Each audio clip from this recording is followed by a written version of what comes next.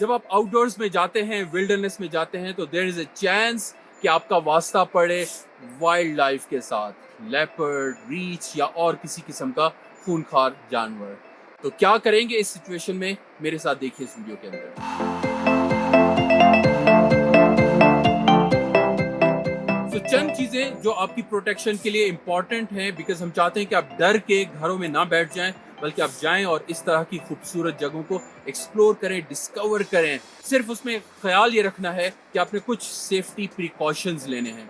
उसमें जो सबसे इम्पॉर्टेंट प्रिकॉशन है वो है you have to travel at least in a group of 3 people। This is a universal rule कि आप कम से कम 3 लोग इस तरह की जगहों पे जाएं कि खुदा न खास्ता अगर किसी एक के साथ इमरजेंसी हो जाए, कोई एक्सीडेंट हो जाए, कोई और प्रॉब्लम हो जाए, तो एक बंदा उसके साथ ठहरे और तीसरा हेल्प लेने के लिए जाए। और इसका फ़ायदा वाइल्ड लाइफ इनकाउंटर्स में भी होता है, बिकॉज ये कॉमन हिमालयन लेपर्ड है जो कि गलियात में और इन हिमालय के रीजन के अंदर पाया जाता है। This is a very shy animal. ये जनरली इंसानों से दूर भागता है। इट्स अ स्मॉल कैट और इसकी जो फेवरेट खुराक है वो खरगोश, जंगली बिल्लियाँ, जंगली मुर्गे, या मैक्सिमम जब बहुत ज़्यादा उसको कुछ ना मिले खाने को, ख़ास तौर पे इस तरह के विंटरी इन्वायरमेंट में, तो वो गांव की तरफ आता है और गांव की बकरियों को या भेड़ों को वो अटैक करता है। अच्छा, इसका एक बिहेवियर ये है कि ये वहाँ पब्लिक में लोगों के सामने अटैक नहीं करेगा। It's a very shy animal. ये डराएगा अपने शिकार को, डरा के भगाएगा और भगा के अकेले में जाके उसके ऊपर अटैक करेगा। जिसका मतलब ये है the key is do not go alone in the wilderness. Let's assume कि आपका वास्ता पड़ गया और लेपर्ड आपके ट्रैक पे सामने मौजूद है। सो इस पे ट्रस्ट करें कि वो आप पे अटैक नहीं करेगा, वो ऑफेंस नहीं करेगा। अगर किसी वजह से उसने नुकसान पहुंचाया भी तो वो अपने डिफेंस में करेगा।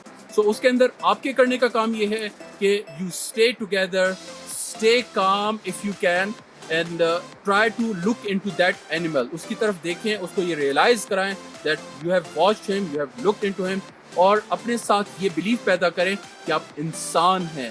You are more brainy than that animal, no matter how wild he or she is। So उसका मतलब ये है कि आपके अपने जो उस वक्त सिचुएशन है कि आप अपने आप को काम रखना, अपने नर्व्स पे कंट्रोल करना, और आप ये जो 3 लोगों का ग्रुप है, this is where that leopard can get scared away। So आपके पास जो कुछ मौजूद है, स्टिक है, पत्थर हैं, बैग्स हैं, उसकी मदद से you try to scare that away। Generally वो भाग जाएगा। एक दफ़ा हमारे इसी तरह के एक आउटडोर प्रोग्राम के अंदर हमारे एक साथी का सामना हुआ। ट्रैक के ऊपर लेपर्ड मौजूद था। ये साथी दरख्त के ऊपर चढ़ के बैठ गए। आधा घंटा ये वहाँ बैठा रहा। उसके बाद कोई बंदर आया और उसके पीछे चला गया और हमारे साथी वहाँ से निकल आए।